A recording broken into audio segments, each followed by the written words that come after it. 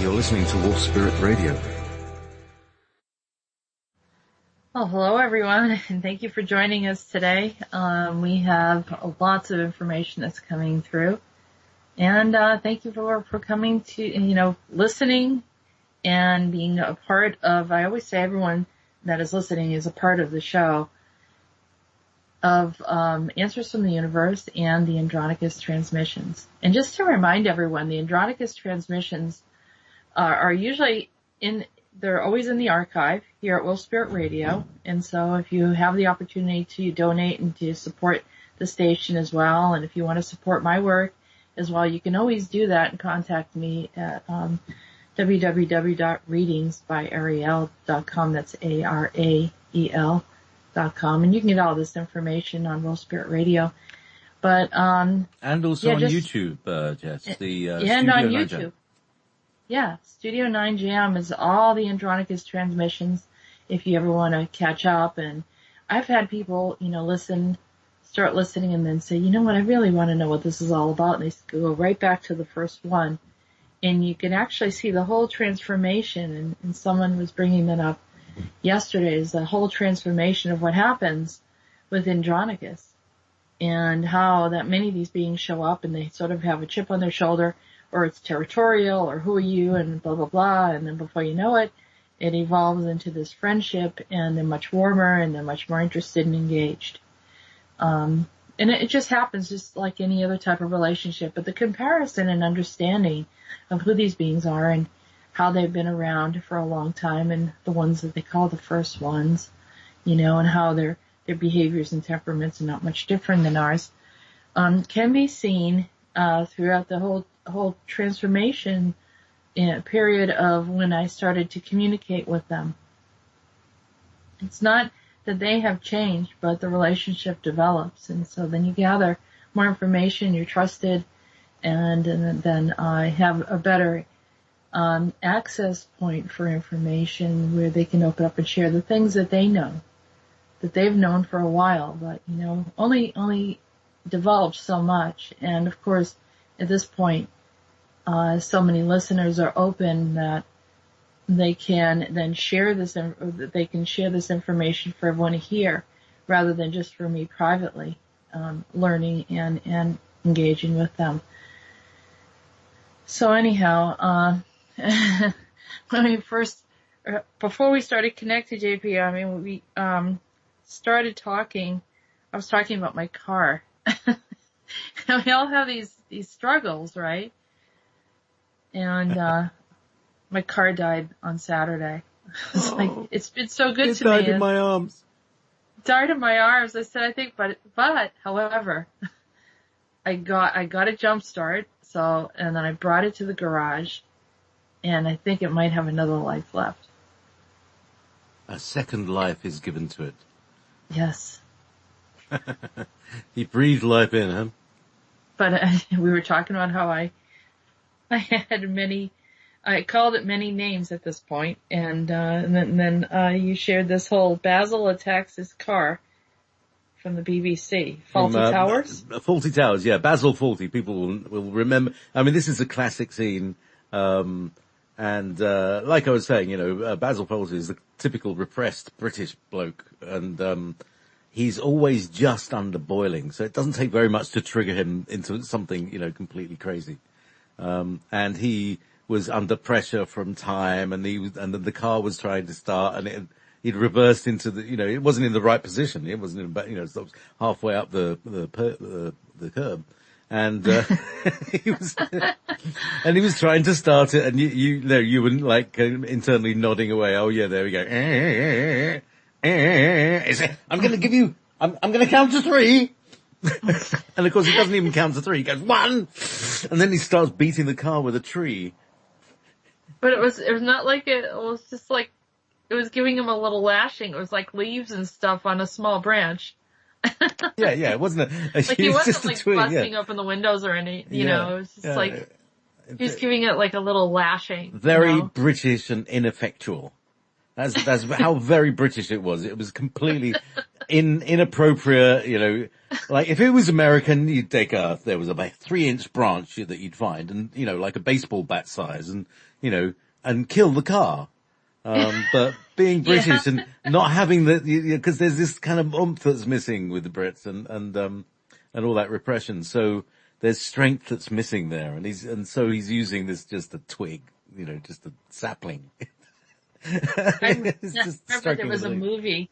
There was a movie that they had. I think was it called The Office or something like that? This is before the TV show, and they had this printer that used to screw up everyone's day. I mean, people would be there to try to print things, and they'd send it over to the printer, and it was like an office printer, so multiple users, and finally. They decide to rebel in the office, and these couple guys take the printer out, bring it into a remote location, and they beat that thing.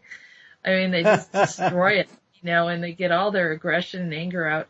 And this is the type of thing, working with machines, working with things that, do not have, a soul or any kind of energy that you can communicate with them, but yet we rely on them. And it's funny how we respond to these things. A person with a phone that doesn't work properly and you see them throw the phone, it's like, I know. the nature of humans. Well, in the old days, if there was something wrong with the TV, you would hit it because it would improve a connection that had come loose inside it. And so, you get used to, let's just hit the technology. That'll make it work. As some architect has posted a GIF of of John Cleese ineffectually beating up a Mini with a twig. Oh, hang on, they're saying there's no sound. How dare that be? No, we are sounding, and we are sounding all the way through. All the sound is that true? There. Yeah, they haven't heard anything? Yeah, well, there. Who said there was no sound then? Yeah. You said it in the chat room? Studio A has gone down. Ever Beyond is still working, obviously, and the, well, why is that? Things do that. Sometimes I never understand. In the middle of everything's working, and then suddenly, for no reason, with no prompting, I'm just gonna, you'll hear it, the people won't. I know why it went down. We were talking about donations. Oh. Yes, it's all quiet. How dare we ask for donations and trying to keep things going. Those cabal people don't want us in business there. They don't, they don't want the station to survive. They don't want me to still do these transmissions. They just don't want any money flowing. Yep. I know what they're about. So, I'm just going to have a quick look at airtime. What's wrong with airtime? Why is it not picking you up? We're live. We were live a few minutes ago. Everybody could see it and everybody could hear it. Suddenly it's gone off. So maybe, So, those of you who wish to donate, please come along to Wolf Spirit Radio and click the donate button. Also, Jessica would love to have some more readings, I'm sure. Readings or donations. If someone wants to, put money towards my car fund. Since it's over 200,000 miles. Oh, I thought you were going to say $200,000. That would have been a bit steep. 200,000 miles on my vehicle. I'll tell you, it has 9 lives. I might have hit 7.5, but I'm hoping it wasn't the 9th. Well, it looks like I have 8 because today they found that they could fix something and it will be running again. So, anyhow, so look. It's all good as long as are we live or we have. Well, we may be. People can hear us. I'm just going to reboot the server to kick it, as it were, and so we'll start start the show after that. Just to see if we can get these things going. I actually, it's a long story. So yes, it's been fun. I had a good.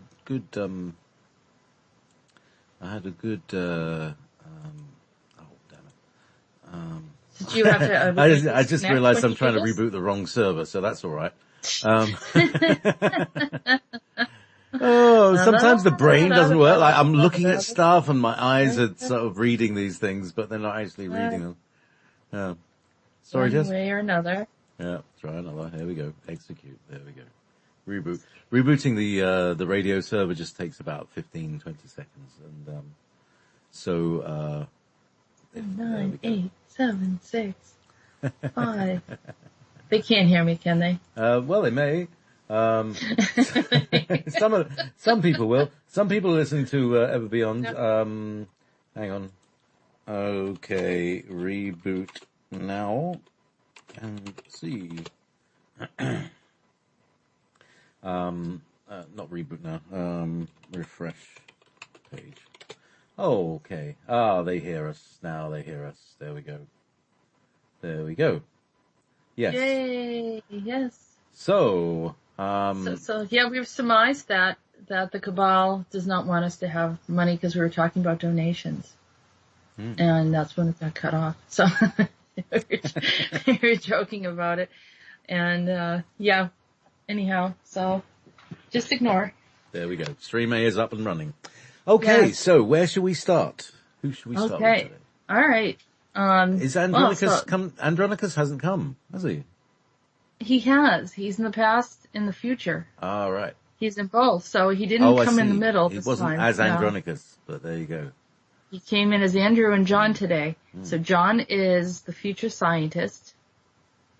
Andrew is in the past, working essentially with the Eka. And let's see, and then we have Rhodan, we have Meetis, and Baylord. So, I think we should start off with Baylord, to be honest with you.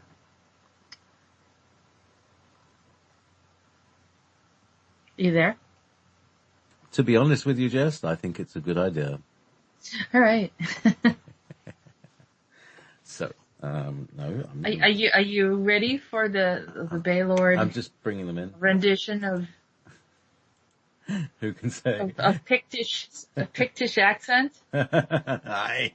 I really like to do that fellow. I can't remember his name. Obi-Wan. You go bananas. My name's. I can't remember. I'm having real trouble remembering people's names. I'm having real trouble remembering anything at the moment. Living completely in the moment. I thought that was a mind wipe. I thought I had a mind wipe this morning. Could well be, you know. Yeah, you have a universal mind wipe. Yeah. No. But there again, and that, I think this is also how the ascension is going to happen. We're going to forget things that are no longer in our reality, just like that. Are you sure, or is it something more sinister? I'm always suspicious or suspect of some of these things, and when I hear, what was the name of so-and-so? I know, what was the name? And everyone's trying to figure it out. It's like, I was trying to explain, last night, the actor who I base Borkham on, and I still can't remember his name.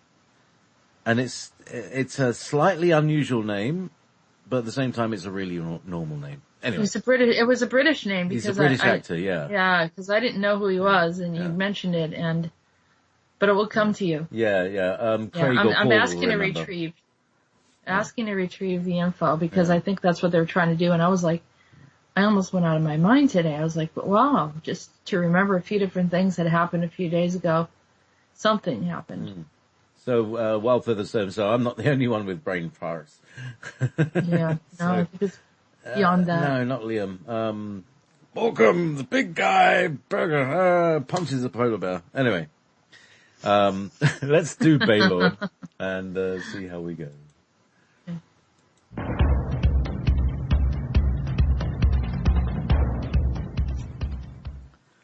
I can see you're still having a bit of a challenge with Leonard Krum. Dionysus, I'm coming over to your world to see what I can do for you. It's been crazy, Baylord. He has a madness about him, and unlike the one I call Catriton, not unlike the one I call Catriton, it is a rage without logic, a fury that burns like a wildfire, but it cannot be consumed. I don't know how to contain it permanently. I just keep putting out the fires whenever they come in. You see, You need a bit more than a bucket of water to put out Leonard Crumb's fires. He uses sulfur from the dark side to fuel his fires. It is a contagion like none other, burning without end. His fires can last for thousands of years without anything around to keep the fuel burning. It is like a fire like none other. That's why many fear him. He's a fire that cannot be consumed until he met the likes of me. How is it different for you, Baylord? Of course, I'm not doubting you and your abilities. It has been very troubling time for all of us here. It's fine, lass. We know you've been through a bit of trouble and having to deal with problems from many angles on your planet. I see the woman who is stirring up much around you. You saw her in the wee hours of the night roaming around in other dimensions. She is the one I've been searching for a very long time. Her name is Hadrian to us, or Hades to some.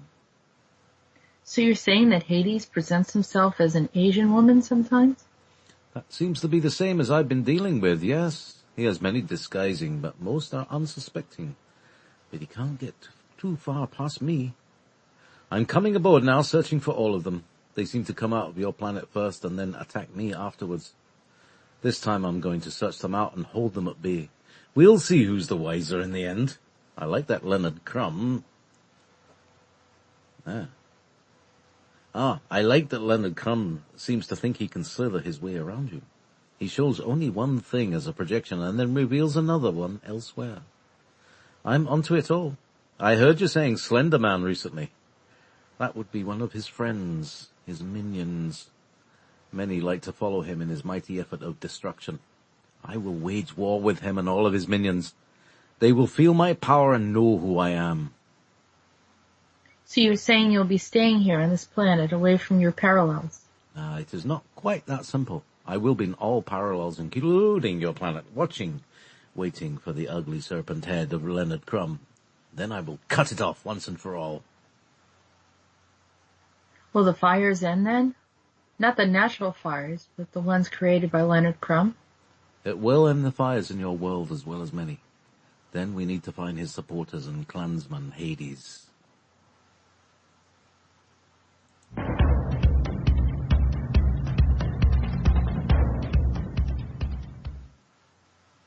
do like that intro. Yeah, I do. Where'd you get that music? Gets your pulse pumping, isn't it? Yeah, it does. So it matches him perfectly. So Leonard Crumb, do you think he's anything to do with these fires that are going all over the world? Absolutely. Yeah. I mean, I saw him. He was in France. He was definitely involved. He's one of them. But I think it's a legion or an alliance of many. And there is more information that's coming up regarding it.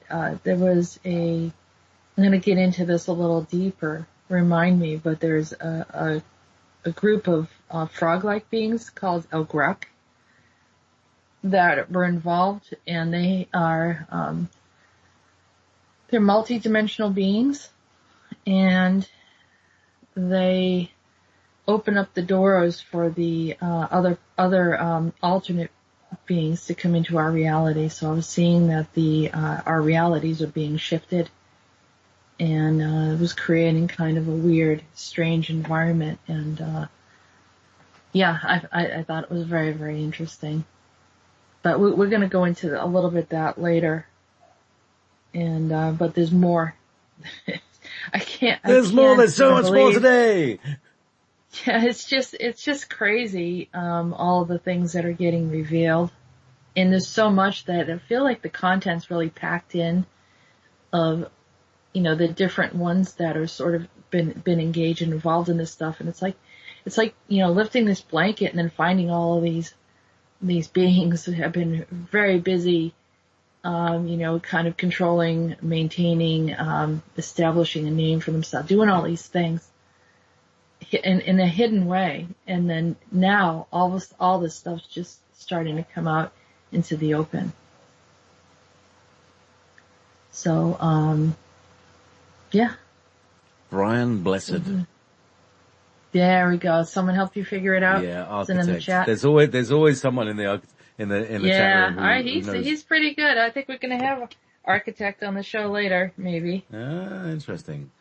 Yep. So yes, let's move on to the next. We're gonna go to the future with John. John is Andronicus in the future, working out of a lab of working with time travelers. So, those.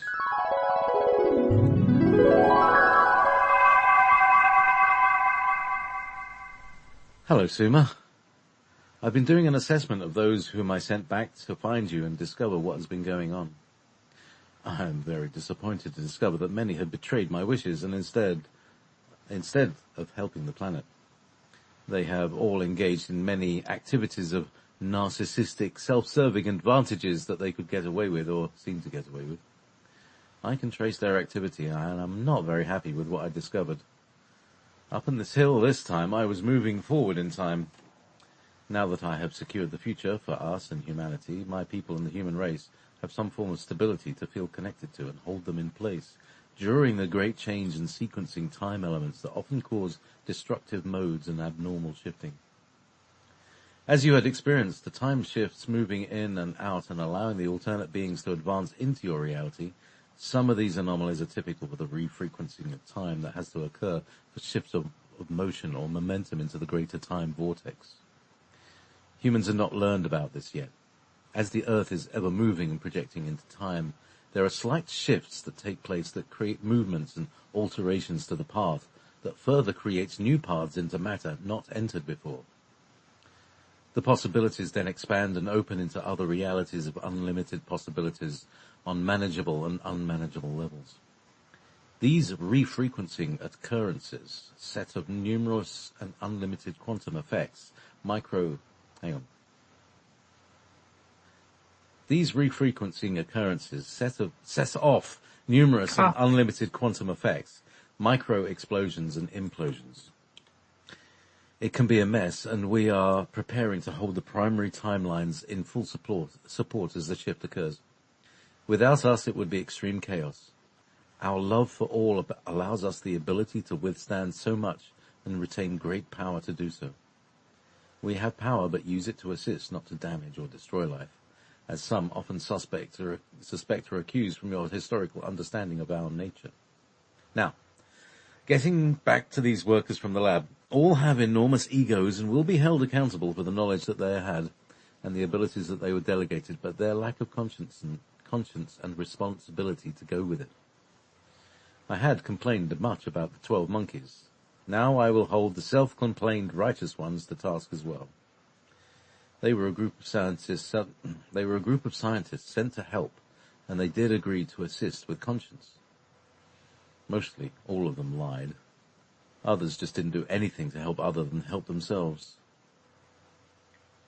Why am I seeing Valiant Thor again and his crew? You realize that's not his real name. It is Jonas. I think I recall that you told me this before. We had located him as well. Soon, much of this will be over.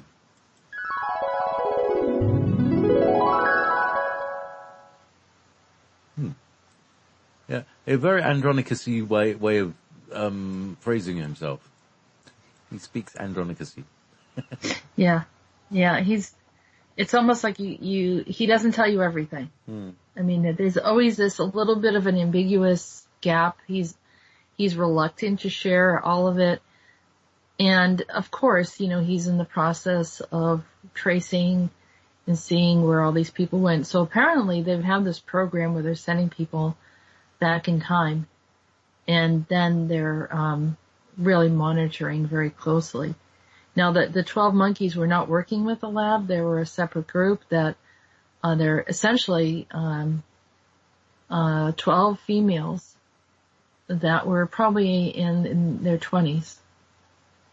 Some of them were like lab assistants or people that they qualified to work in the lab, or some of them were just like housekeepers, and or friends of some of the people that worked in the lab, and they kind of figured out that they could jump the gates on their own without permission, with an idea that they, and I think as they started jumping, that they realized that they could actually make a name for themselves and create, levels of godhood in the process. So, the others are actually, legitimate time travelers that are working with the lab. They have their missions, and some of them are not following through with their missions. They're not doing anything really grandiose, like proclaiming, I am God and, showing up in some civilization, but they're kind of doing other things, like maybe making themselves famous, maybe doing, just kind of meddling in stuff that's not their business, trying to alter things and block things that are not something that they were supposed to do either. And they're not sticking to what they were here for. And so now he's having a problem with them, and brought that up to me. And I kind of started like seeing some of the ones that he was talking about, and how that, even though it looks like it's minimal interference, it's still creating a block and obstruction from getting, helping with consciousness and shifts. And actually they're detrimental. Some of them are coming in as light workers, those that are here to assist and help the planet, but not giving all the truthful information or having their own agendas where they're gaining something from it. So it's kind of, we're looking, it's kind of going through the process where they're finding the really, really bad ones like Dionysus and Hades.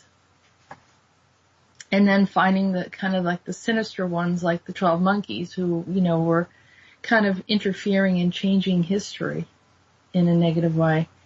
And then there are those that are slightly changing, but it's actually, still blocking and preventing humans from doing what they have to do.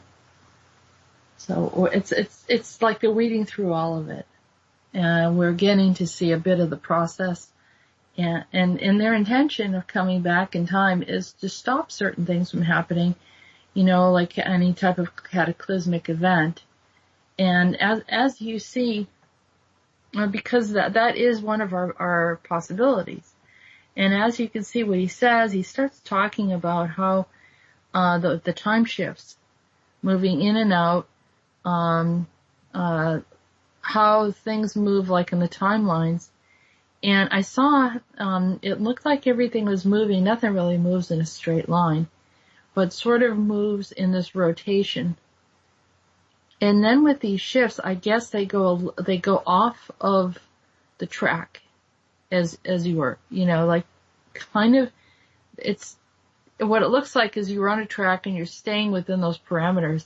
And so, but as time shifts or there's something changes with the timelines, that it does what he's calling a frequencing is the term he used, that it slightly goes off and then enters into, it's sort of like going off, the road into a curb or maybe on the grass. And now you're creating a new, route. And if constantly used, it starts using the energy of that new field that creates new matter, bringing in new possibilities. So that's why the shift is literally moving. The way the Earth is somehow moving into new matter, and that brings in a wealth of content that it has not been used before. And kind of, I don't know if it turbocharges us or what it does, but it also brings us into a new age or adventure into a space. So, and then there's multiple dimensions and fields involved in this as well as quantum space of creative ability. So they're monitoring this, I guess, as we're going down that road to make sure that, we don't spiral out of the timeline in a way. I mean, I don't know how this is possible. I mean, I'm definitely not a scientist, but this is sort of what he was relaying to me, and how that things can change or a new age can happen because you're sort of opening up into this new field. And so that was new to me. And he says that scientists have not understood this, and but this is something that does happen, and it doesn't happen very often. So that's another reason. It's sort of like one of those anomalies that has happened very rarely, and humanity hasn't been around long enough to notice that there is this trend that occurs after, so many millions of years or whatever it is. I don't know what, he didn't give me the time frame of how long this goes on for.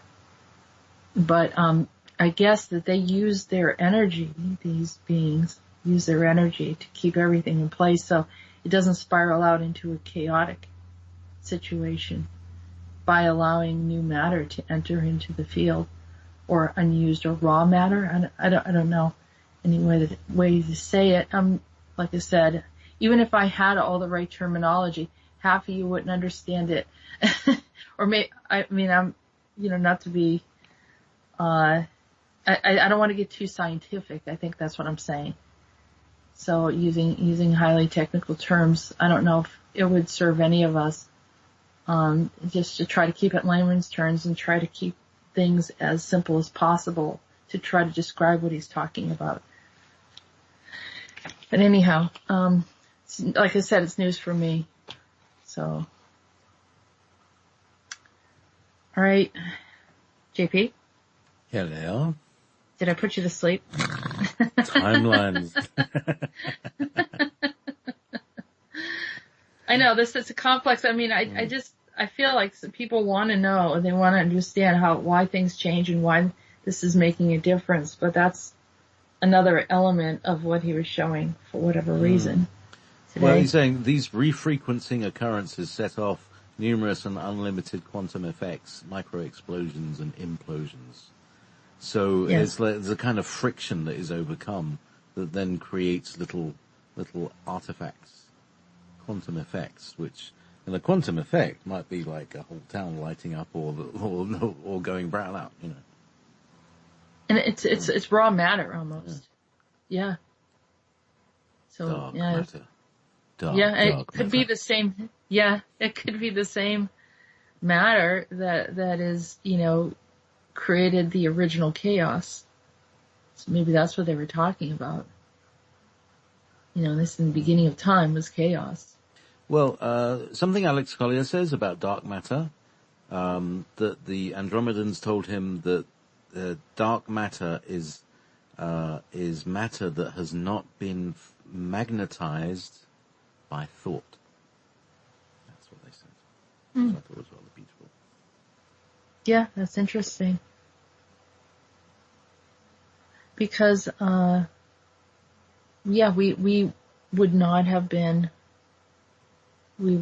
engaging in it, or it's kind of like it exists, but had not been interacted with by anything living in that sense. Yeah, very, very interesting. Definitely. Those Andromedans. They get everywhere, don't they? Yeah, they do. Well, they seem to have explored space before we have. So, shall we move forward into another transmission? Andrew. Yeah, we've got Andrew. Okay.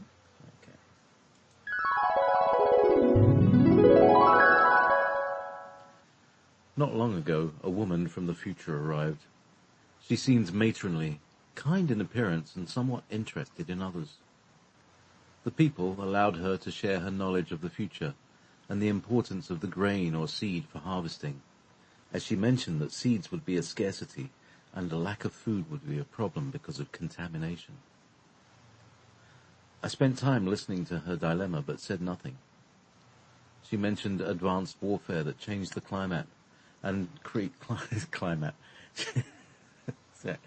She mentioned advanced warfare that changed the climate and created elements of poison that affected the air, food and water. We all questioned how one weapon could do so much harm. This began my quest outside of my reality, and I began coming down closer. You may ask, how did this woman, Sybil? Cybele? Sibel. Cybele, Cybele. How does this woman, Cybele, get so close to us? It was me. I allowed her to enter our space and time without her knowing where she was. I made it appear that she was going into the past and created a non-time reality space. I can see you're surprised that I did this and that I've used this method many times before to gather information from others.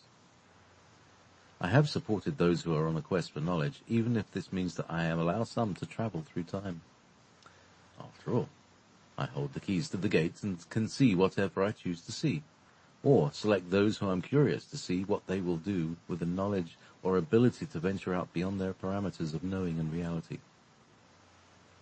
I also discovered that this woman, Cybele,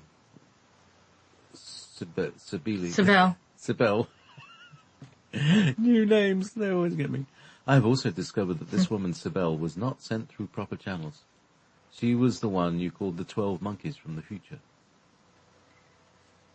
Yes, and another that was discovered through time. Tell me, did she reside in Revolution 1 in that time as well? She seems to have a distinct connection to the Maximus Rufus, and I'll explain. I found her temple overlooking the Circus Maximus in Rome.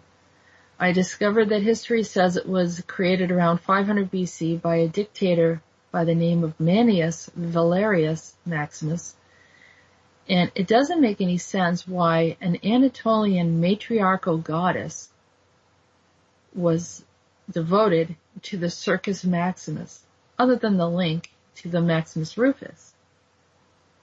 So she referred to herself as the Magna Mater, which means the Great Mother. Did she say Great Mother of all humanity? She is a time-traveling human, stating that she is the mother of all humans and divine.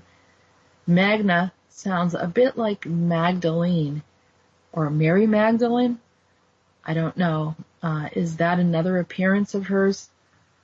I'd be curious to find out. I also noticed an obelisk there during that time period of the Circus Maximus, and the shape of the Circus Maximus was also the same shape that was similar to the ring of Meetis, whereas there's kind of a circular or oval side to it and then a flat side at the end. This is known as a power symbol. The circus was actually a chariot racing arena. It is also so strange to me how this all comes together. Can you confirm that she is from Revolution 1, before the flood, as well as her alliance to the Maximus Rufus? Yes, that is correct. She agreed to work with them when she decided to cross the barrier beyond my base of permission. She had exceeded that point and was doubled in her persona, whereby she had a duality, much like Janus. Is she Janus? Is she and Janus one and the same? Yes, that is correct. Did she have multiple personalities or mostly just a duality? I'm sure later fracturing and a severe separation from source created multiple fracturing without recovery. What is her connection to Asia Minor, as she is referred to as the Anatolian goddess, the ancient region of Turkey? And within this region is a Lion's Gate and a Sphinx Gate. Does that mean that she was jumping gates or communicating directly with the galactics, with the ones who were referred to as the ancient Hittites or giants? So much was going on. She seems to be the mother of corruption as opposed to the mother of humanity. More will be said in time about Cybele. Her kingdom now ends here.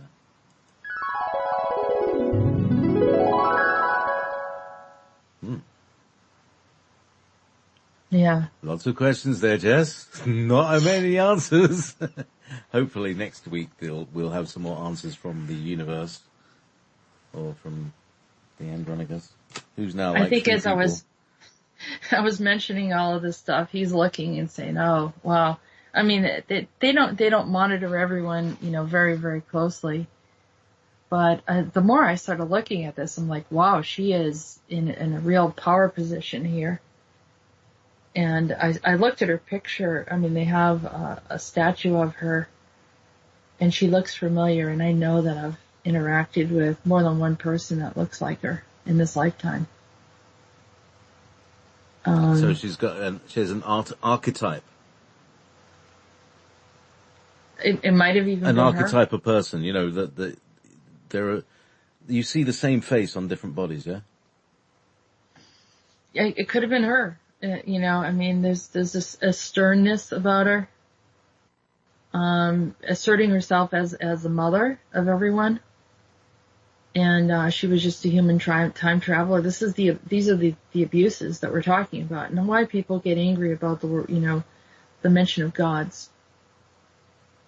And also, I think we're going to mention it on. I think Rhodan talks about her as well, because this was something that needed to be restored. Apparently, she caused some damage and interfered and did some things to humanity by setting off the timelines.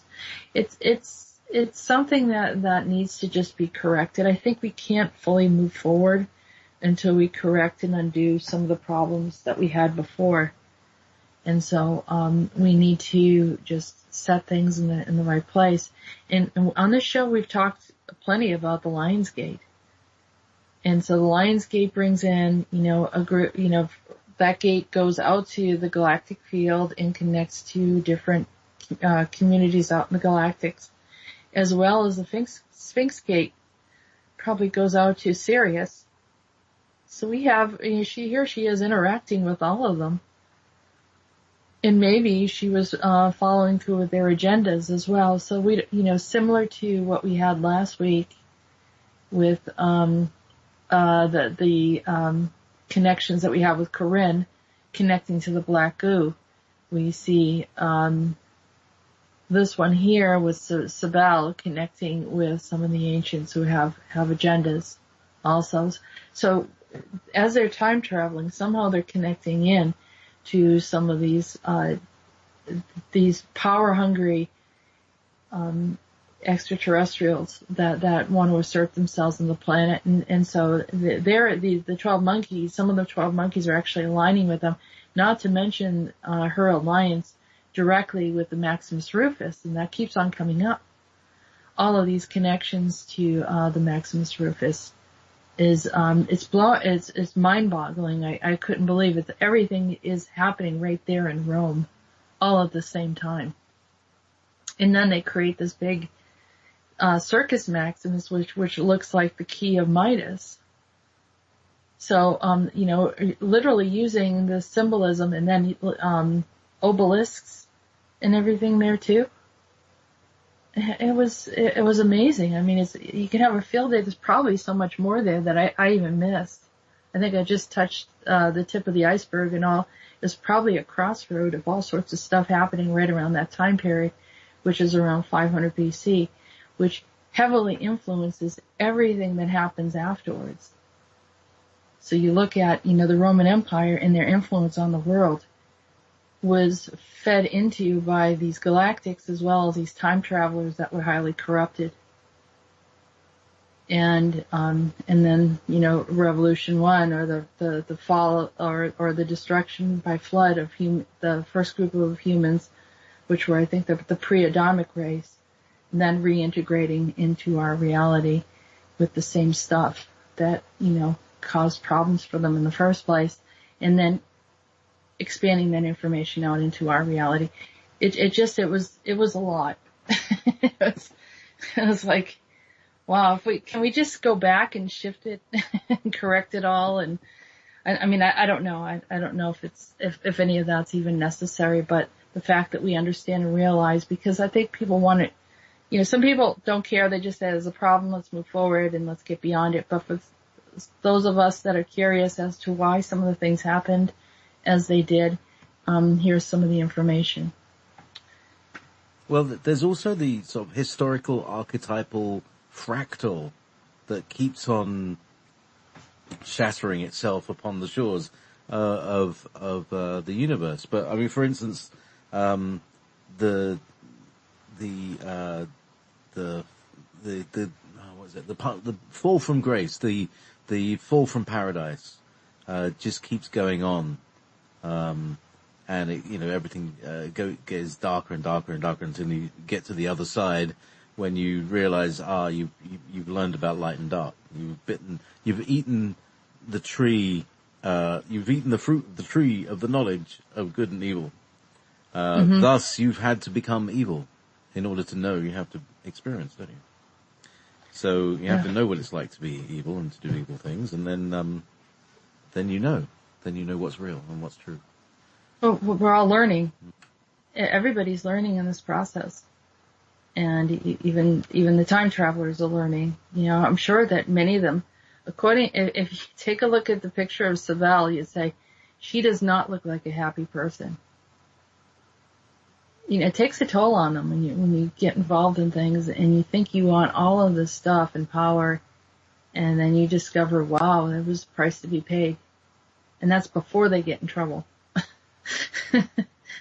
Oh God, she has got a grim face. Look at that. Yeah. Yeah, she's got this look at the crown she's wearing. It's made of bricks.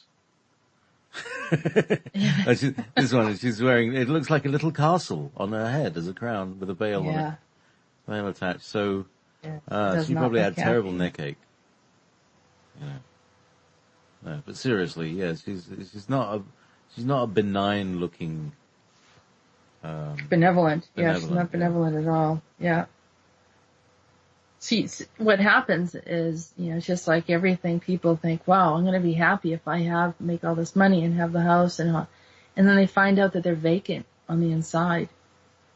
And I'm not saying that for everybody. I mean, some people, if you have good intentions and you're helping people in the process, I don't think that there's that vacuum that happens inside yourself.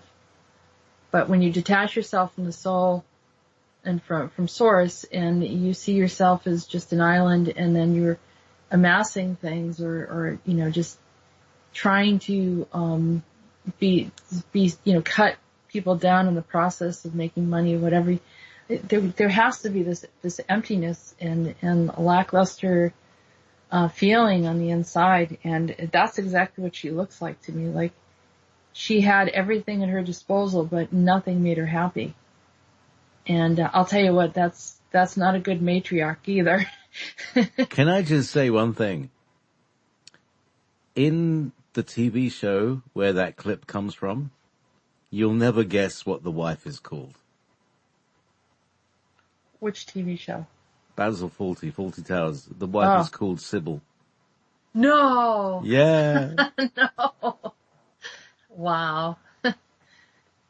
I'm telling you, they know that we're talking about this stuff.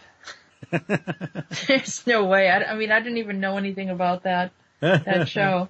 I didn't either. And you just said one thing about your car, and I just picked up from the feelings like, you want to kill the car. I know what it feels like. Look, I'll show you.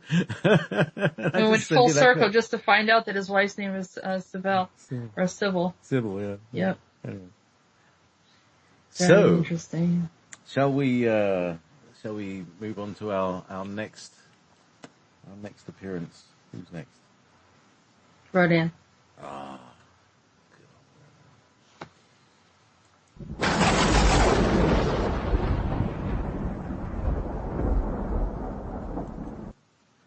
You had quite a battle with the El Gruk.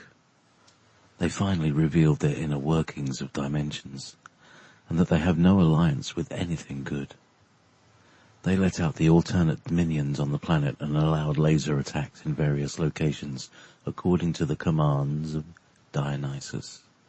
This is the cause of your random fires. They have formed a dark source alliance that cannot be broken as it is fused together by the blackness of the goo.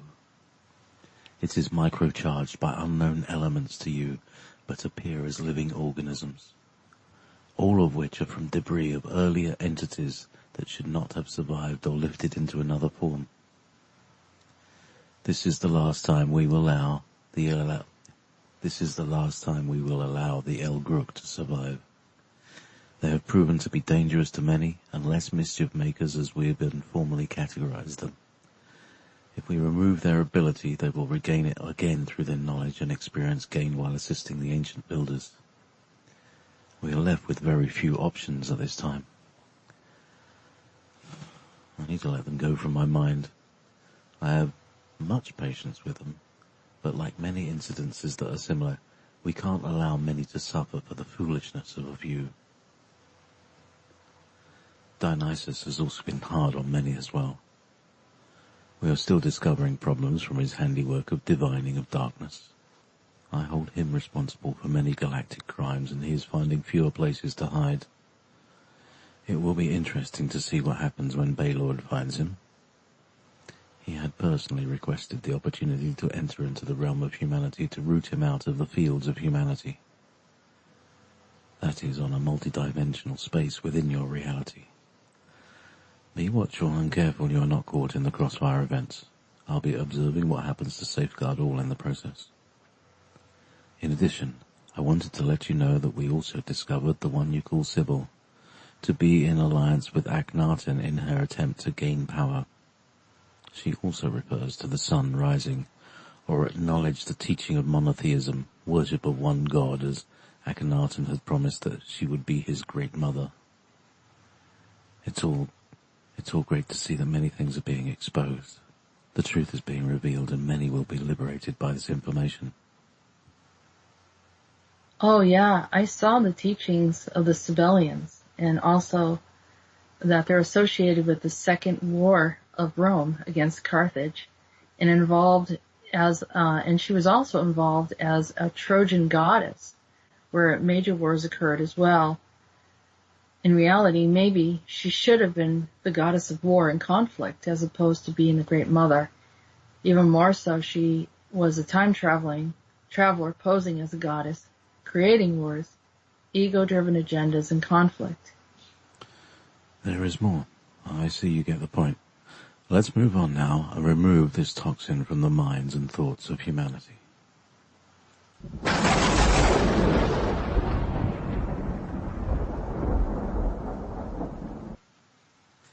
Well, there you go. Here comes Sybil. There goes Sybil. Nice one. It's good she didn't have to stay long. She's, yeah, looks like it. All right. Yeah, anyway. Wow. Yeah. Take another look, JP. Yeah. Look at her picture. We all know her, one way or another. Okay. We talked about the Elgruk, and as I was talking about the Elgruk and how that they were multidimensional beings, it looks like that they worked with the ancient builders. Some people thought that they were builders, but I think they had the tools of the ancient builders, which it gave them the ability to open up dimensions. And the alternate beings were coming through, and what I saw was the alternate beings were actually opened. They were multidimensional attacks that were happening on the planet here. We were having laser attacks, and I was working with Patty Broussard, and we were looking at some things. And as we were looking literally at satellite, and you couldn't see the spacecraft, but you could see the laser, the lights coming down. And I had to look in my inner vision and see that it was the Elgruk. Well, I said there was frog beings, and she identified it. And then I said, well, let's figure out what we can do to stop it, because we needed to stop that. There were fires all over the planet. And so what we did was I had to ask for assistance to close the portals, because I realized they were literally attacking us from another dimension. And it was horrible. And so also realized that the Elgruk had these minions there. It's sort of like you just open the door and let the alternate beings come through, and then they started doing whatever it is. I guess it was a planned effort to attack, and that's essentially what they do. They like to fight and be in warfare. So that was something that came up. I believe, I'm trying to remember, it was last Tuesday. last Tuesday evening, and we were on Facebook. We did some of it live. I don't know where it is, but I believe Karen McDonald had recorded it. And if someone wanted to listen, I believe it's still accessible. But later on, I ended up talking to some friends about the Algurk, and they said, well, have you ever heard of Kek? I think it's K-E-K. Yeah, Kek and Pepe the Frog. So yeah, Kek is this ancient, it was me that was talking to you. Yeah, but others have brought it up to me too. Yeah. But I immediately thought, because this is a meme that has been growing for the last few years. This whole frog-faced with tears in his eyes meme that has been. It's like Pepe the Frog. But I don't know why he's so sad, but. Yeah, he's sad because he knows he's destroying things and he's not supposed to be. And it's just like, I'm really sad because, I'm doing something evil, but they don't really mean it. But I have something that I thought was very interesting, and you're going to find this very interesting. And there's no way, you just can't create this stuff. Was a meme that says, Keximus Maximus. How do you like that one? Very good. How do you like that one? And you know what? Someone pointed that out to me and I said, I can't even believe that, but I want to share it in the chat room. And let's see if I can copy this file. And I'm going to send this to you, JP. You can put it in the chat room. It's crazy. So Kek, or the Algurk, are showing that they're connected to the Rufus Maximus, or the Maximus Rufus, however you want to word it. So did you see it? Yeah, I'm just getting it. There we go. I've got to open it. Is that something, or what? Maximus. Uh-huh. I mean, you can't make this stuff up. It's just crazy, know, and as I start looking at things, I'm like, I can't believe there's this, there's that. And here it is. But, it's really hard to kind of explain why it's so awesome. So it's like, you're just going around going, wow. Oh, what are you saying? No, I can't explain it. It would just break it. But, all right, it's very simple. It's we had two revolutions of humanity. I don't know if DNA wise we're different, but the pre-Adamic race existed. Then they were wiped out by a flood. And then at some point they break through this time-space reality and take the same beings back into our reality in Rev 2 after this whole Noah flood thing, which I think it was a boat. I think they came in through a boat, but it was not a regular boat. It was a Rhodan bridge. Oh, a boat of Ra, or it could be a Seagate. Yeah, so they came through, and literally in history, during that same time in ancient Rome, ships appear in the ocean of an army. They don't know where they came from. They're literally, there's a historical account of this, and you'd say, like, well, how in the world did that happen? Well, they stepped through a gate. But this is who they were. And then they do all this stuff in ancient Rome. And then they have all these connections to these negative galactics. But we don't know this, and then it starts, but they get a little loose about it because they figure, well, we're not going to figure out what they've been doing or how this all happened.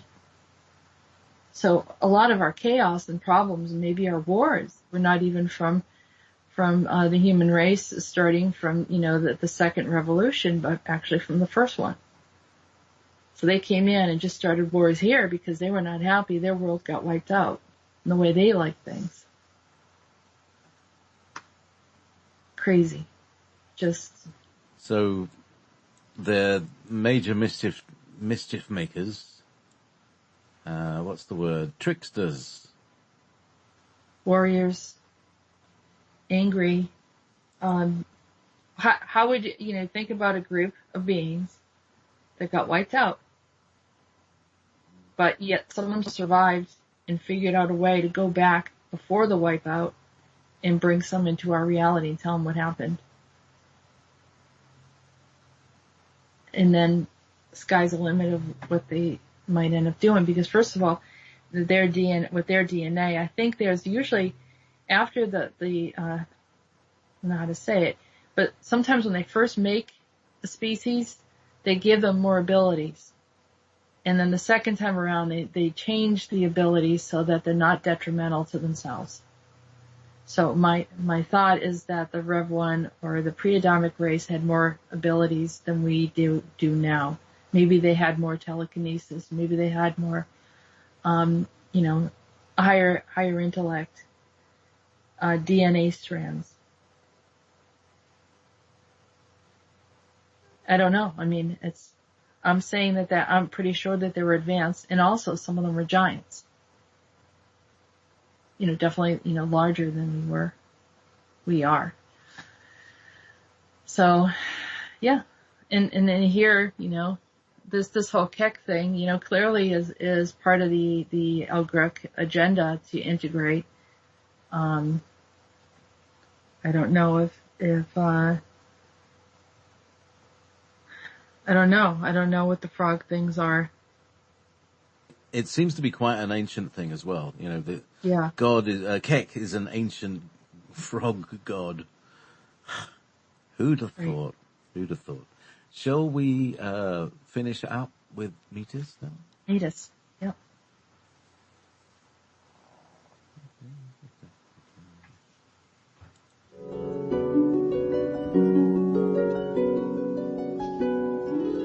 Hello, my flower.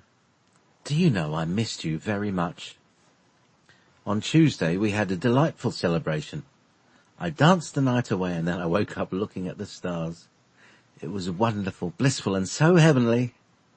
Today I'm digging a ditch for one of my friends who died. Apparently he had a heart attack the same night of the celebration. I know he fancied his gin and had a bit too much of it. He died happy, well maybe, or sad. It's hard to tell with a person who likes strong gin. They wash away their sorrows and act as if they're blissful to hide it all. Very sad. He was a jolly soul at that. He loved living heartily and resided in an estate by the brook. There is plentiful to eat there, large gardens of food and sheep and calves and mutton. I always said, you shouldn't eat your way to the grave, my friend. They may not be able to lift you, for your weight is heavier than 40 sacks of potatoes. They would have to bury you so deep in the earth by the region of Hades. Then he would laugh, you silly fool, go sing us a song and talking about my indulgences. I'm sure Chaucer knew this man well. Sir Mortimer would not listen to anyone, and he had the stubbornness of a goat, but a true heart of gold. And so... Meetis lifts up his stringed instrument.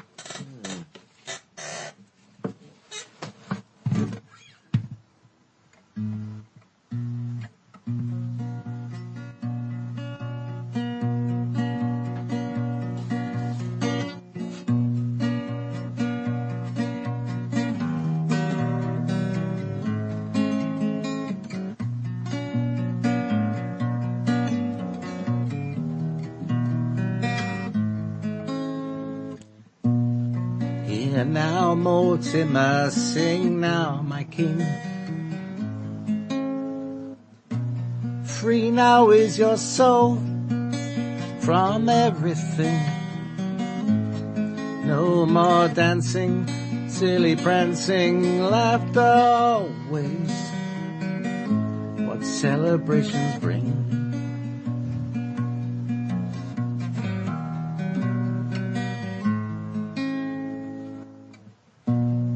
Be not too indulgent, you must eat more like a gent.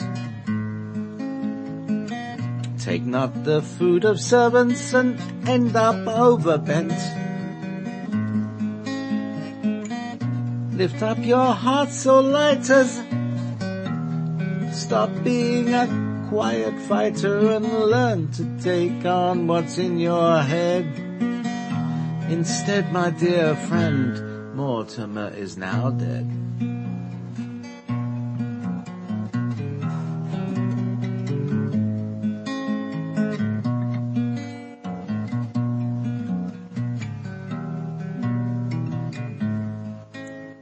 A lesson can be learned. A daytime light is burned. We frolic and we play, but think not of the day when we can live life, when we stay. La la la la la la la la. To be alive is good. La la la la la la la. To not be misunderstood. I love my friends of virtue. I love my friends of kind.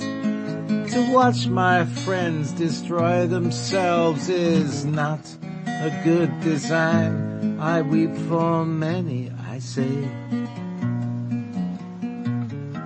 If not, then I will not stay. Lift each other up to live a brighter day. La la la la la la la la la la la la la la la la la.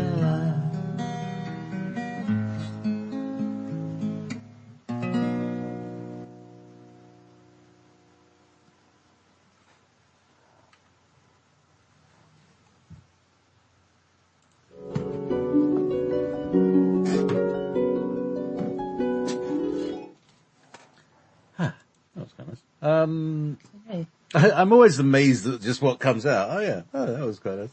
Okay, it's a new song. Where should we play some musics and then you probably have some guests? Yeah, we're going to have question and answer time in the second hour, and I have some group of people that are going to come on and just ask whatever they want to ask regarding some of the transmissions. Should be interesting, so stay tuned. We'll be right back after a few songs. Where do you want to start? Please come to Boston? No.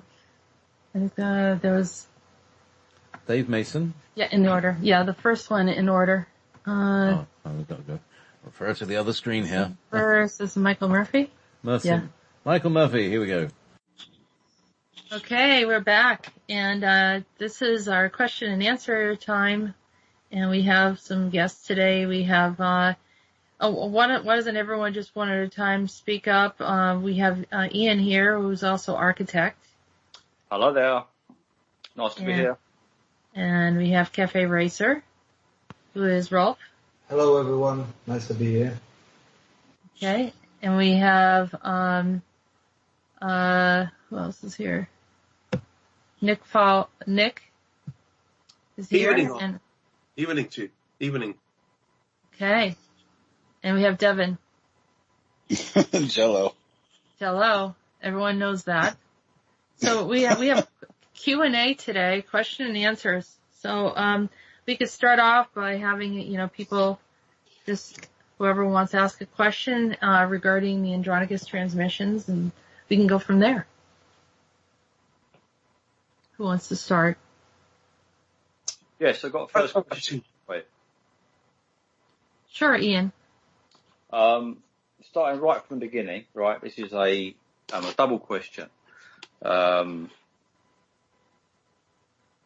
was just wondering how Andronicus made first contact with it, and how does the process start when you begin to receive the communication? Well, I've been communicating with beings since my childhood, and but Andronicus kind of came in when I went to New York City, and somehow I made a connection to him that way. So if you go to a place like that, you go to New York City, where there's just so many different types of energies there, and it's sort of like one of those gateway cities, probably the same way that London would be, and in New York City, there's things that are very Egyptian. There are things that are very, I think Apollo is there, which is Rhodan, is also Apollo. the real Apollo, not the Apollyon, which is Dionysus. Mm-hmm. And so I just started connecting with them in that location, and then it started, as I maintained the frequency of communication, I continued to speak with Andronicus, and he's been with me ever since. So you chose that location because of it's kind of like a melting pot with different influences and energies, and it was easier to maybe connect into? I didn't do it deliberately for that reason. I mean, I have traveled here and there, but I was actually working with a client, and at that point I opened up something as I was working with the client that I was communicating with whoever she was communicating with, and then it opened up to this other thing where suddenly here I am in Andromeda, on a planet, and kind of looking at a reality that's way, way back in time. And so it was like time, space, all sorts of, challenges that a person would have in communicating, as far as distance, very back in time. And I believe it was, maybe different dimension too, but I'm not positive. And so, that's the way it started, but it wasn't intentional. It was just one of those things where you can be in a place, and as you're trying to meditate or open up to something, you open up to something else, not realizing that you're close to maybe a gateway or other types of means for communication. Wow, so cool. Right, thanks, Jess. Sure. Okay, next question.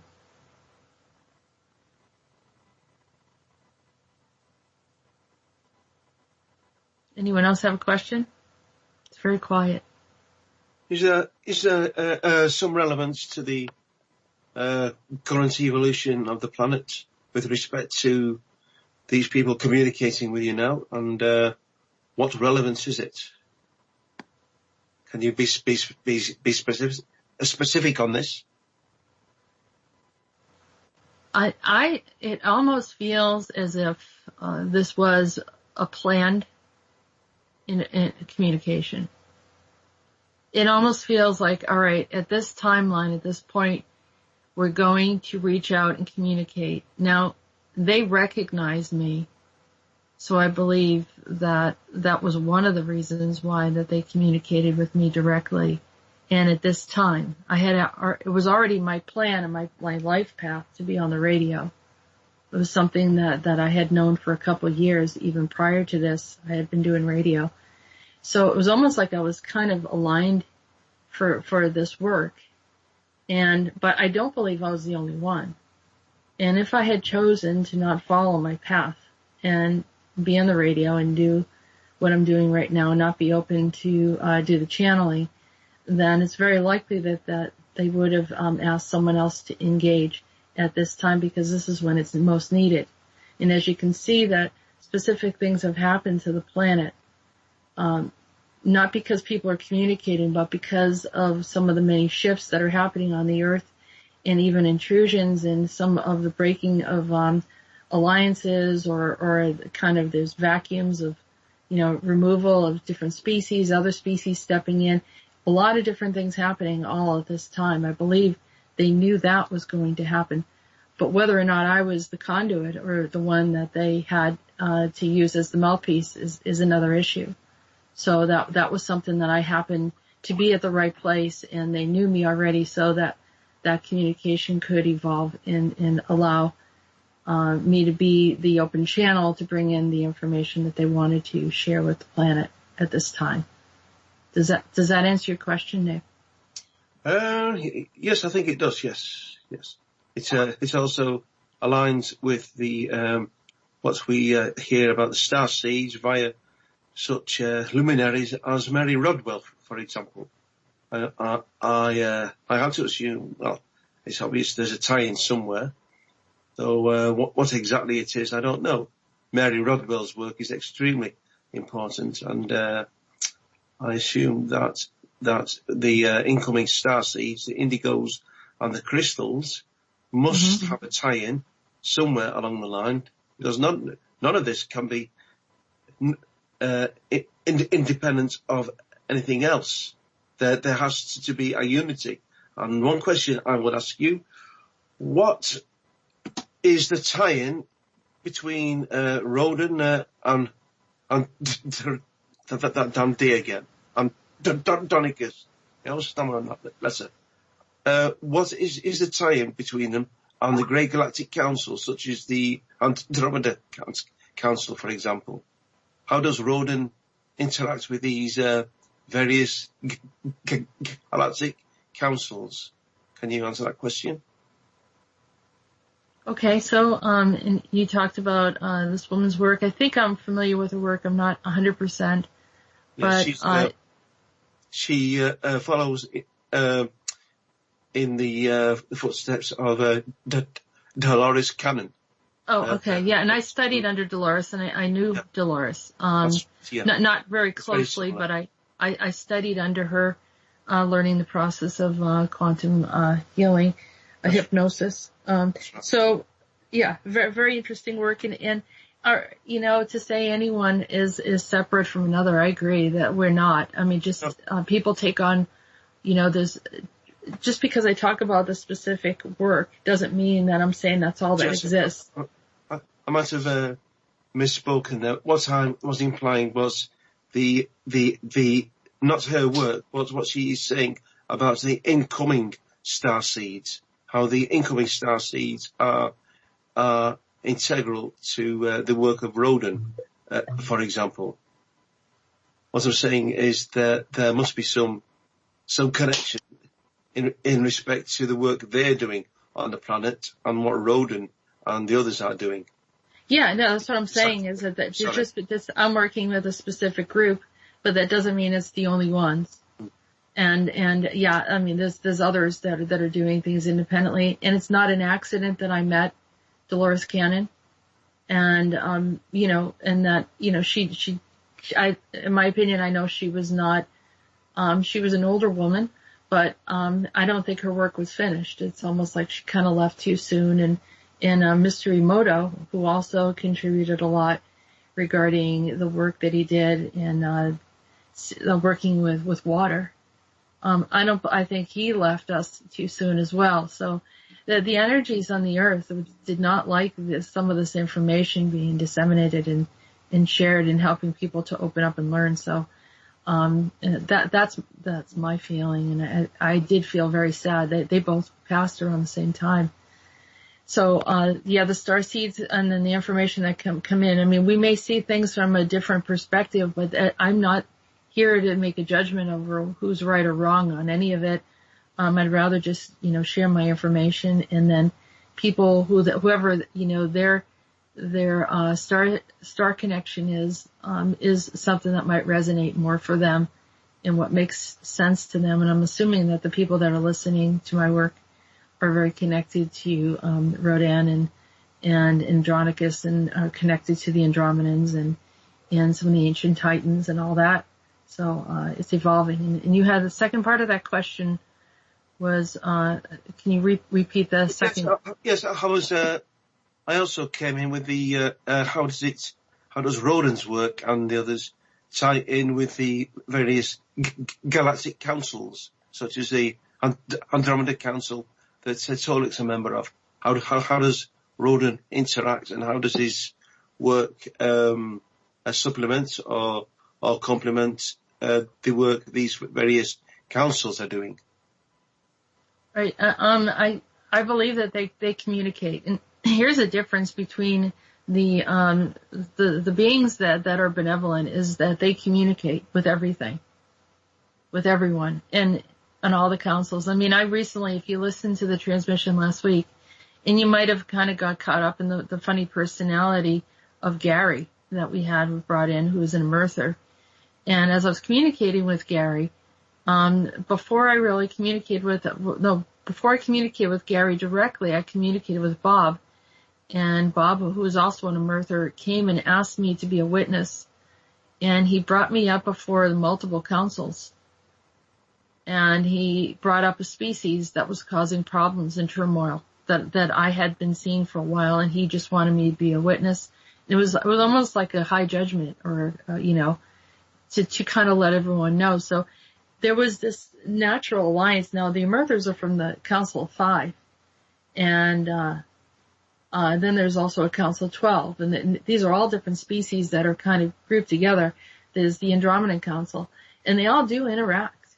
They do communicate, and of course Rhodan communicates with them as well. And in order to not get caught in a crossfire or problems, they let each other know, to some degree of what they're doing, and they have an understanding. So you don't usually see a conflict between them.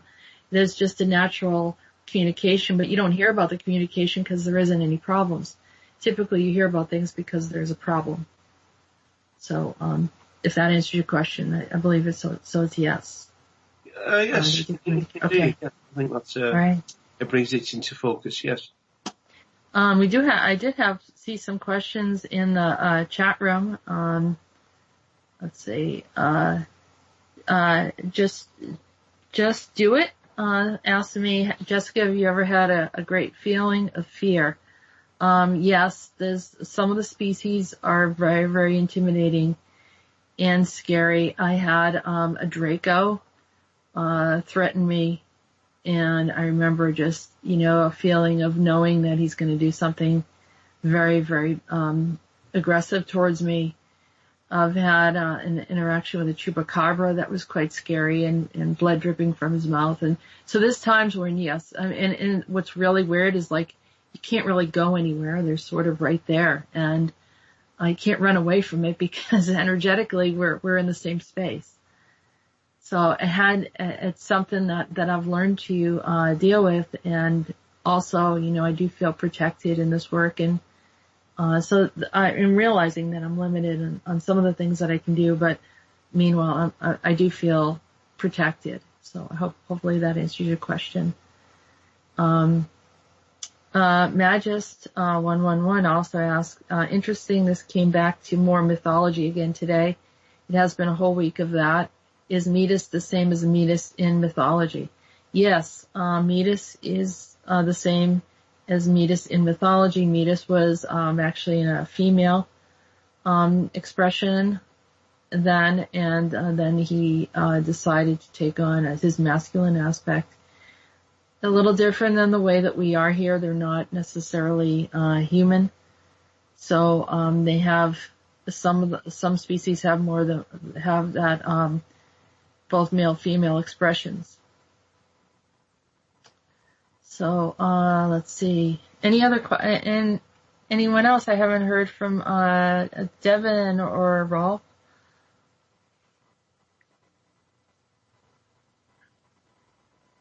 Okay.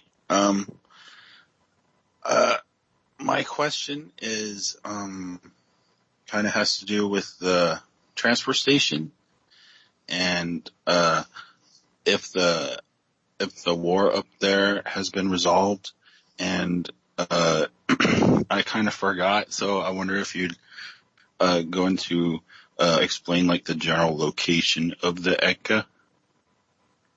It's in the 12th dimension, and everything during the time when I was doing the transfer station, I had a beautiful vision of it, and I saw that souls were kind of stepping in and stepping out, going on to their next mission. It was really beautiful place, and I used the word transfer station because I didn't know what else to call it. I mean, it looked like a depot of some sort, and there was a big white kind of spaceship looking structure there, but it was kind of on the ground, and I could see people just walking past each other, some coming in, some leaving. At some point, the species and the Eka began to go into a battle, and so I felt like it was unsafe for me to venture there, especially with a request for those that were here, asking where they are in the transfer station at this time, because I did not want them to be seen as a kind of visiting there. Etherically, your body visits as soon as you start communicating and reaching out, and just so you know that what you're doing without thinking, just your awareness of going into a certain direction can actually bring your soul to that space. And so I thought it was best to not bring anyone there until some of that stuff cleared. And as you remember, we had a discussion back in time, I don't know, months back when there was some attacks on Wyman, which is the tree of life. And there were battles there, and some of the Elvins, there are Elvins, people don't realize it, and they actually live in this dimensional space, which is a place called Eden, and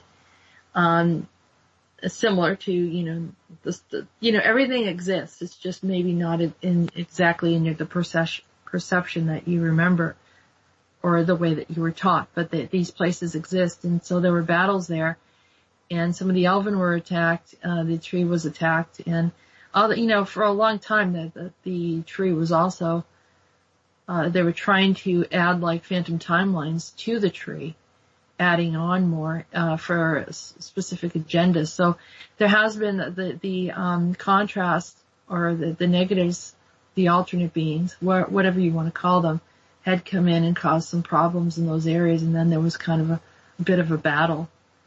And so I've just been waiting for things to settle a little bit more there, but I know that Wyman is safe, and the transfer station will be safe at some point for me to do an open, well, you'll know, I'll do another transfer station on the show when things clear up a little bit more, but for safety reasons, I'm just keeping it closed at this point.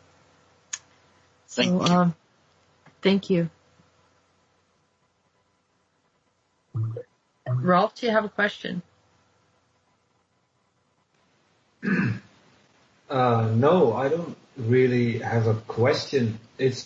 I do want to kind of make a comment about, I heard someone else say this earlier, and I thought it was very true, how when you listen to the older transmissions, the beings like Rhodan himself, for example, are quite not necessarily aggressive, but more like very stern, or like firm in their comments, or like how we gave Andronicus a bit of a hard time and stuff like that. It's just nowadays when you listen to Rhodan talking, he's like this very kind and more so a gentle type of being. Have you noticed there like a shift in how that changed, or was it like a gradual change over time? Or? It started off that, I think the best way I can describe it, when I opened up to Andronicus, he was in a point of desperation. He almost had memory loss. He didn't know who he was. He started to see himself as a number. I mean, he was completely hijacked by the reptilians, which he called the Vinkala at that time. And so he came in very open and almost in a desperate point in not remembering who he was in power. And so for me, I was the best friend he could have at that moment, because I was helping him to just have someone to talk to and communicate with and calm him, and then help him to understand and ask questions. And then his memory started to come back, because they were totally like mind controlled, too trusting of the reptilians or the Vinkala, because they have a natural scalar ability, and which is some of the ability that has been used later on in time. So he came in very open. Now Rhodan came in. Rhodan came in at a point where things were started. The chaos was going on. So as you observe Rhodan, he was trying to stop Andronicus from getting into things. And he was very firm with Andronicus, because Andronicus went to Neptune. He wasn't supposed to go to Neptune in the first place. And not only him, but also the other Titans. Or time travel. Or right. Have sex with all the green women. Yes. None of those things should have happened. He broke all those rules. And there were common rules, and he knew this. He knew what his work was. As a journeyman, he was there to observe, and also he was working with plants and kind of reestablishing and finding new plants that were growing on different planets, and then collecting them archiving them and then bringing them to different places. And instead, he takes this journey off of was it the Blue Planet? It was Zephyron, they called it. He leaves there with Ketron and Ketriton and all of the Titans. It's crazy. He's got Borkum there. Everything's going crazy. And then they end up in Neptune, Neptune was Zamfir's location. And Zamfir had all of these mer people there. And he, discovers that he wants to see what it's like. It's almost like he's 13 years old and he wants to meet some women and figure out what it's like. And so he goes there and he turns back time, which he's not supposed to do, only for incidences where the planet's in trouble. And so then he comes back out, and what happens is Rhodan gets a hold of him for breaking the rules. Turns him upside down, literally, in this blue room. And it's almost like you're not thinking. And he doesn't really harm him. He just sort of brings him back to a point of, don't ever do that again or there'll be repercussions. And then they end up going on this planet where Rhodan starts to, uses these psychotropic drugs, which probably is the reason how they got here on this planet. And they were actually a way to, I think he used them as a way to, like a truth serum, to find out, what was actually going on and gather information about what their behaviors were. Now, this is not recent. This goes way, way, way back in time. So it didn't just happen yesterday that we learned. Like, I know Rhodan no longer uses these practices. They don't have to. They can follow the timelines like John did, who's another aspect of Andronicus. So you see, actually, Andronicus starts doing the same thing that Rhodan does. And, but later in time, in the future. Can I ask you a question? Sure. Hold on. I just want to say, does that explain what you're asking, Ralph? Yeah, absolutely. Thank you. You're welcome. Nicholas. Can I ask a rather hard question to ask, to put into words? But we're told that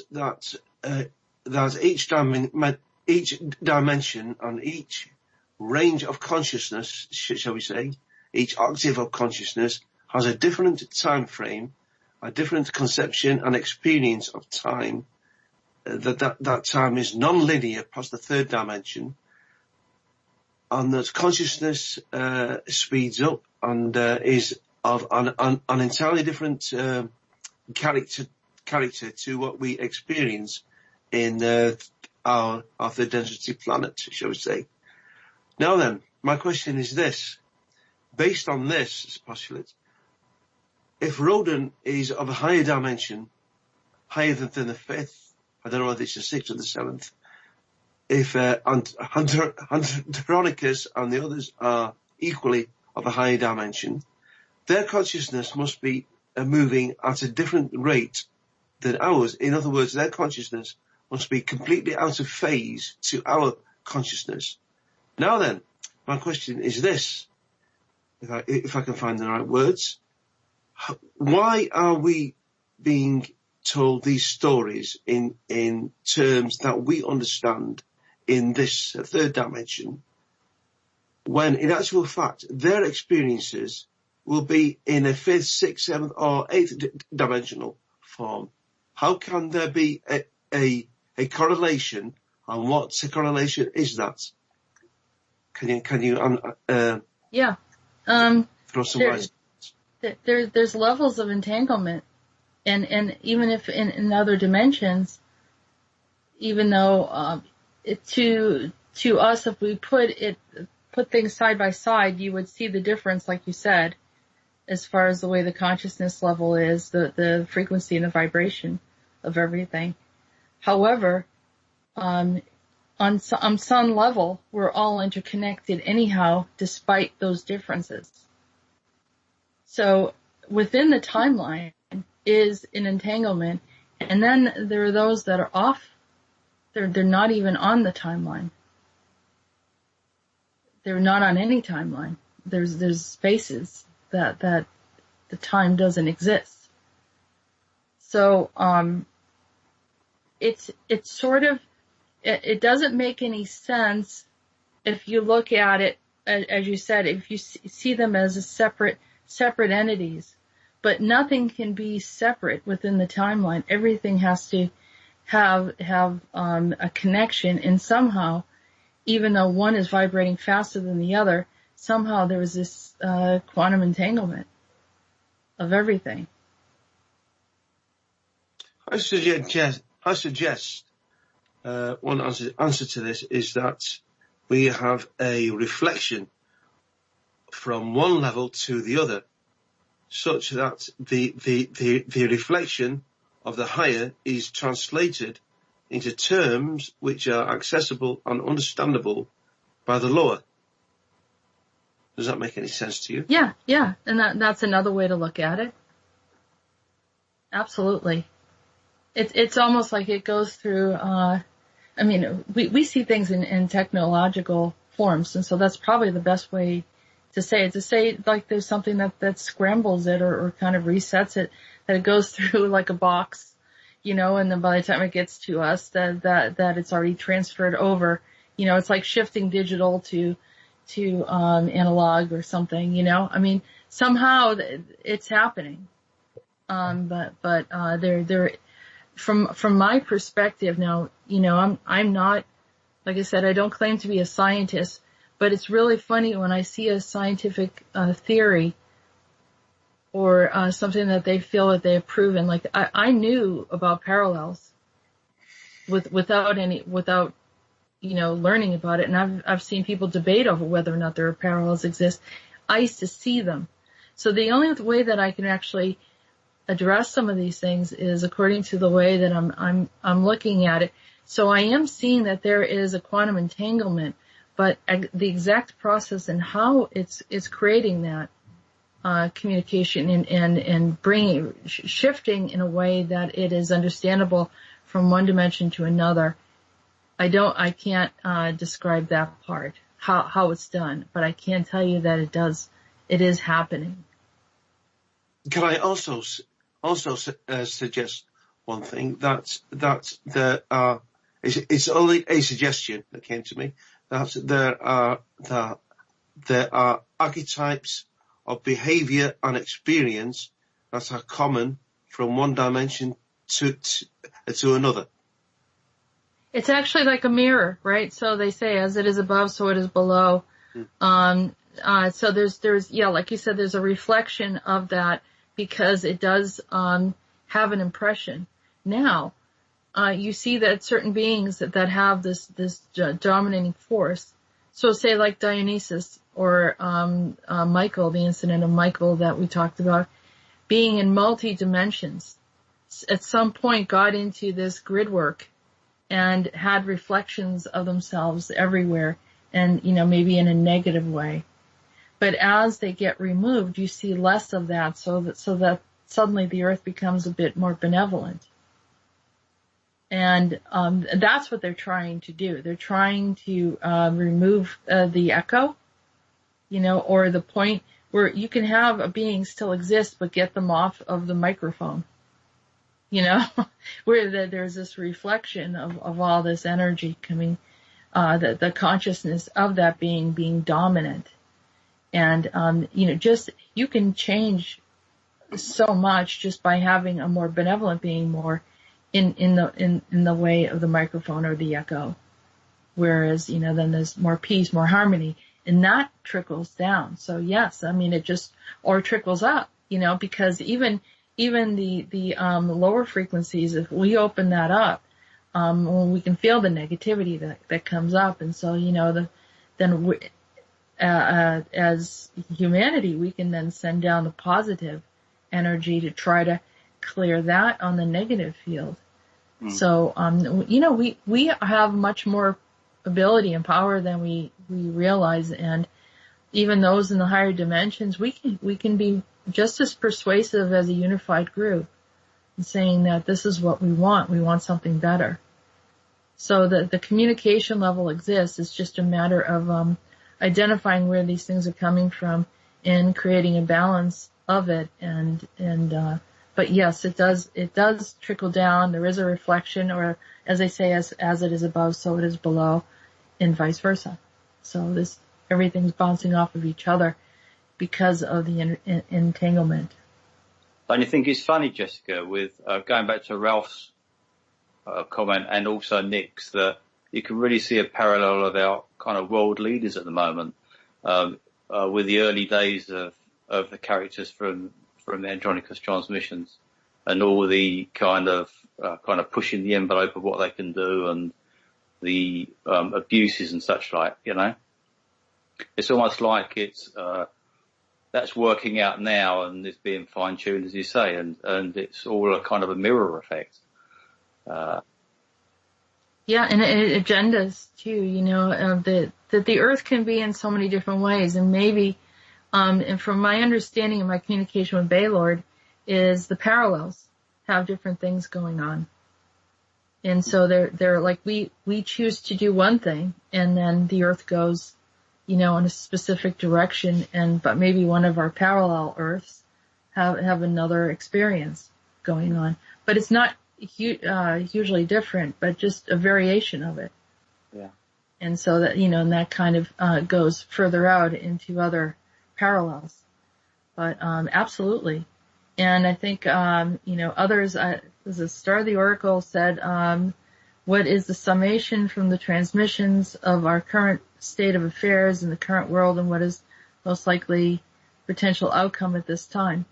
And so it's similar to I believe that's similar to what you were asking, Ian, is the current affairs and what's going on. It seems to be a mirror of the early days of the transmissions, when they weren't, when the guys weren't quite finding their feet, and they were going through that learning process. Yeah, and I think that since the transmissions have been happening, things have been changing in the world. And we've had some really strange things happen during this time. And I don't know if it's because the gate's open and the information's coming through, or they were prepared for this. They knew certain things were going to happen and they wanted to stop it. But to my understanding is, you remember early on, Andronicus said, hold on to the highest potential for humanity. And he gave us symbols and told us, to hold on to these symbols.